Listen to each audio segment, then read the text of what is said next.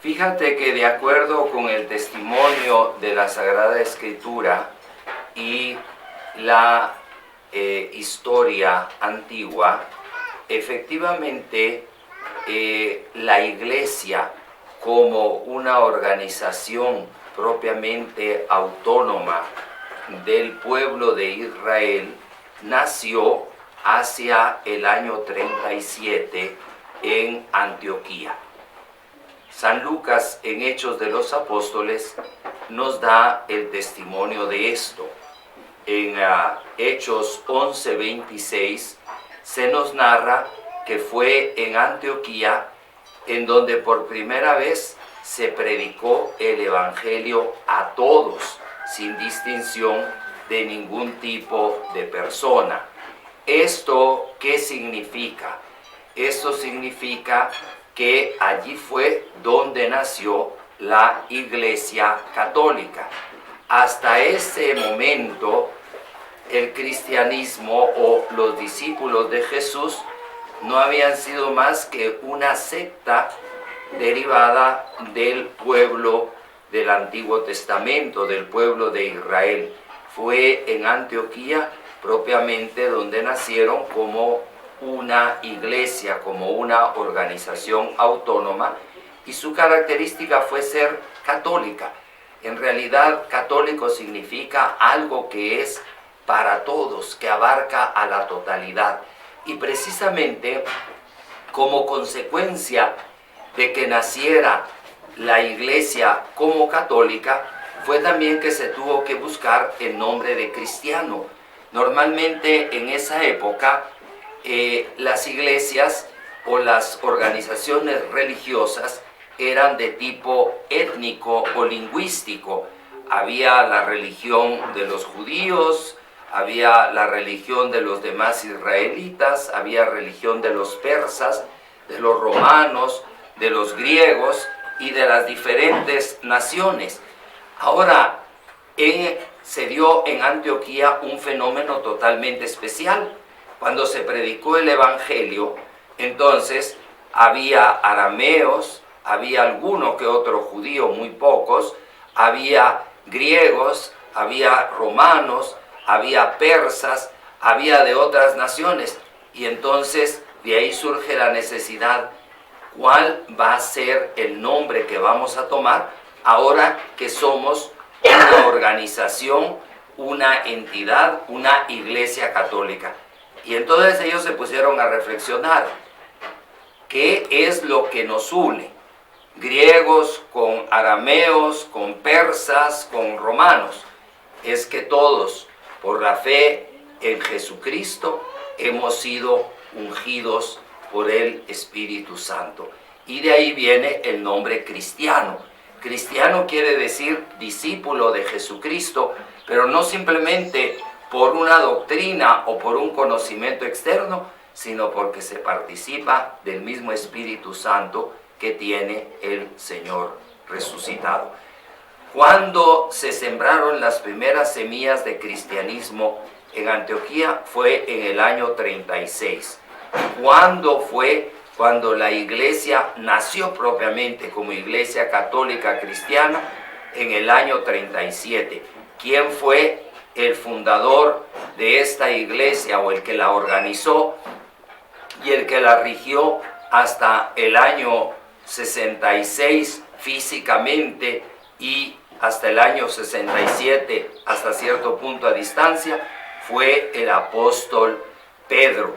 Por eso, como recordaba bien nuestro patriarca de feliz memoria, Ignacio Zaqueo II, cuando visitó a su santidad San Juan Pablo II el 23 de junio del año 1984, la Iglesia Ciro-Ortodoxa de Antioquía es la que tiene la cadena ininterrumpida de sucesión apostólica desde el apóstol Pedro hasta nuestro presente patriarca, que es el sucesor de Ignacio Zaqueo I y que se llama Ignacio Efrén II, quien es el 122 legítimo sucesor del apóstol Pedro.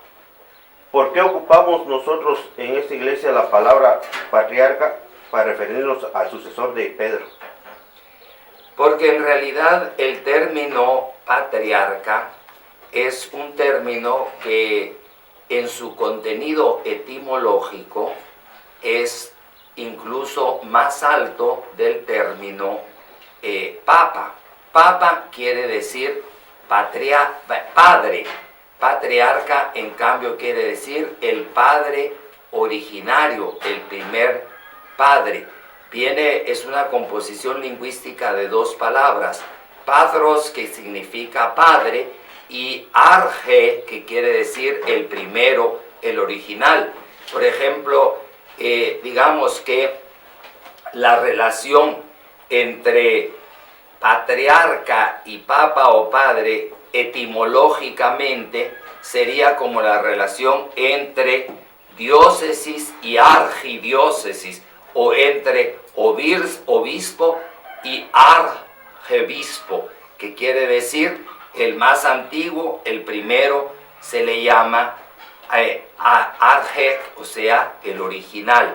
Naturalmente que el idioma no se utiliza simplemente por su etimología, sino el significado del idioma va dependiendo del uso que se le da.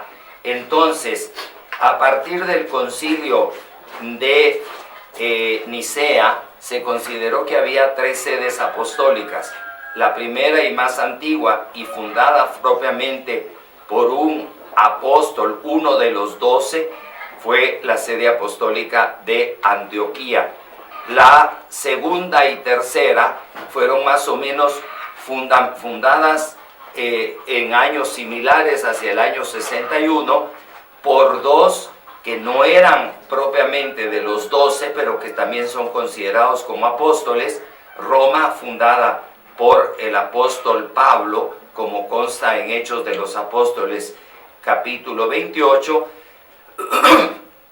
y Alejandría, fundada por también el apóstol y evangelista Marcos, que tampoco era uno de los 12, y también fundada más o menos en el mismo año. Las 2 sedes que no son propiamente apostólicas en el sentido histórico, porque no fueron fundadas por uno de los 12 apóstoles, llaman al que las preside Papa. Por ejemplo, está el Papa Francisco en Roma y el Papa Tewadros o Teodoro en Alejandría. En cambio, en Antioquía se prefirió mantener hasta el día de hoy el término patriarca. Entonces, por eso digo, etimológicamente e históricamente en el principio, el término patriarca es incluso superior al término papa. Hoy en día podríamos decir que cuando se trata de patriarcados autónomos, tienen el mismo nivel al de papa. ¿Cuántas sedes apostólicas componen ahorita la Iglesia Universal? Sedes apostólicas únicamente 3. Históricamente la más antigua y la que constituye, podríamos decir, el tronco, porque es la sede madre de todas las iglesias, es la Santa Sede Ciro-Ortodoxa de Antioquía. ¿Cuál es la relación de la Iglesia de Roma y cómo debemos tratarlos a ellos? Digamos que nuestra iglesia tiene un acuerdo de intercomunión pastoral con la Iglesia de Roma, que fue firmado precisamente el 23 de junio de 1984 en Roma. En ese acuerdo de intercomunión pastoral se reconoce la validez de los sacramentos que administra cada una de las 2 iglesias, y además se establece acuerdos de cooperación. Naturalmente que la situación de nosotros en el occidente es diferente. ¿Por qué? Porque ninguno de nosotros es étnicamente arameo. Un elemento fundamental que no dije antes es que la identidad de la iglesia ciro-ortodoxa es que es la iglesia aramea. es decir, la iglesia a la que pertenecieron tanto la Virgen María como los 12 apóstoles. Y por eso hasta el día de hoy nosotros seguimos todavía teniendo como idioma oficial de nuestra iglesia el idioma arameo. Yo creo que digamos que hasta cierto punto lo que nos sucede a nosotros en el occidente es más o menos lo que sucedió cuando Jesús y los apóstoles comenzaron a predicar el evangelio en el mundo de Israel. Las instituciones y las autoridades de Israel se sintieron desafiadas por el mensaje de Jesús, y esto mismo es lo que nos sucede ahora a nosotros. A veces por desconocimiento, pero en todo caso porque representa hasta cierto punto un desafío, porque volver a las raíces del cristianismo indudablemente cuestiona muchísimas de las formas de organización, del ejercicio de la autoridad y de la concepción misma de lo que es el cristianismo.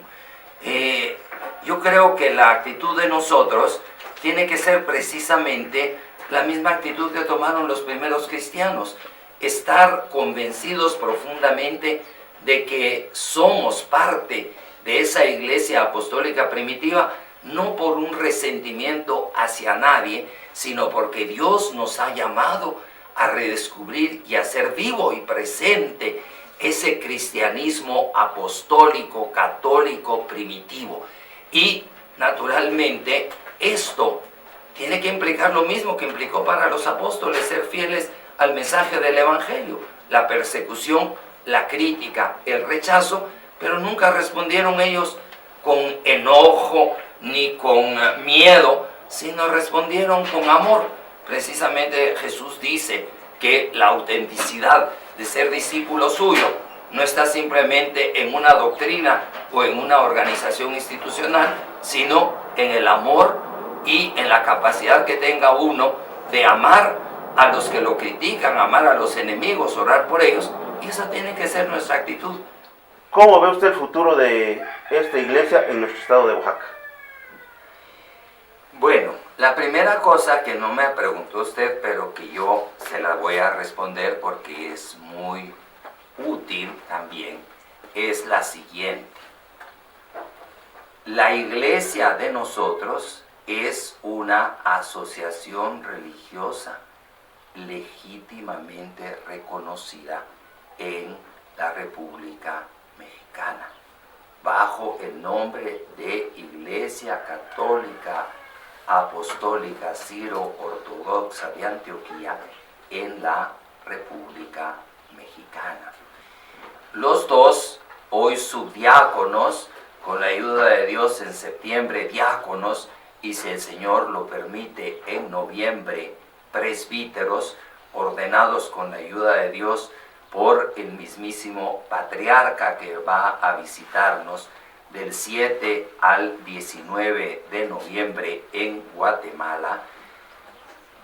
Están trabajando con toda la legalidad civil en México. Ambos han sido dados de alta como ministros de culto de nuestra iglesia.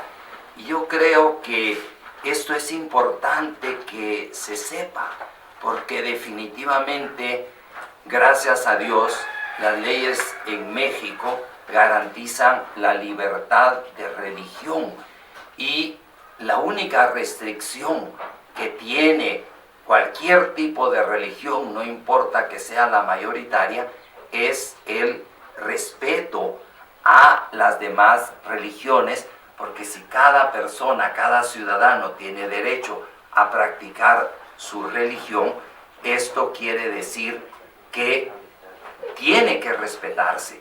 Yo creo que es importante que los que no son parte de nuestra iglesia sepan este estatuto jurídico legal que tiene nuestra iglesia, para evitarse incurrir en violaciones flagrantes tanto de las leyes civiles mexicanas como de los derechos fundamentales del ser humano.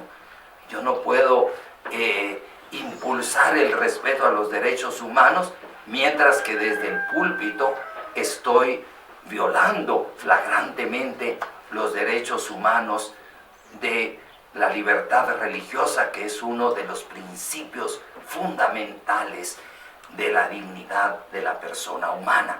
Yo pienso que tal vez algunas veces esto se hace por desconocimiento, tanto de la legitimidad y de la legalidad de la presencia de nuestra iglesia, como a veces de la honestidad y transparencia con la que se está celebrando.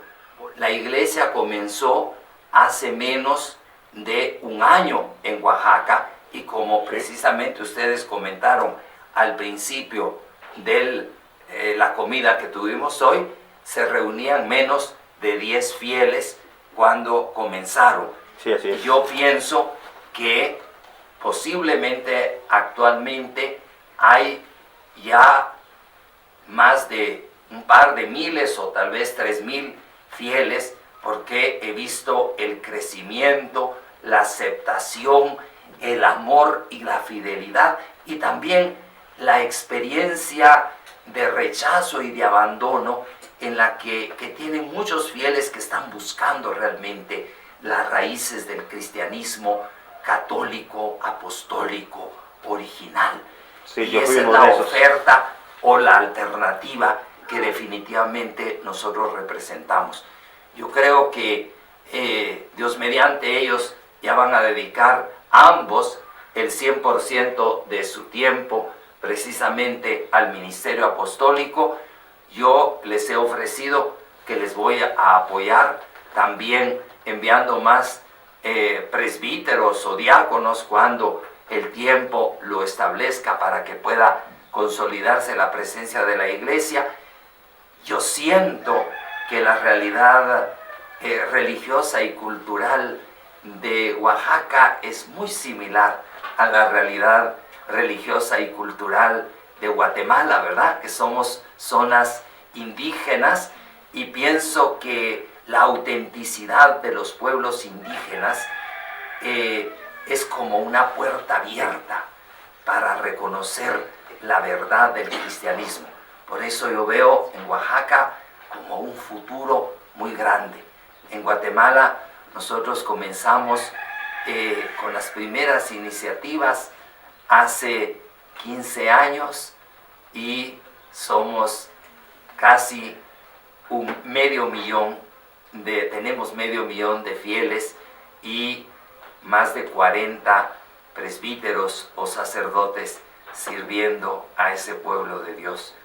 Yo pienso que no tendríamos por qué pensar que el futuro de la presencia en Oaxaca va a ser menos próspero ni menos sólido de lo que ha sido y está siendo y sigue siendo en Guatemala.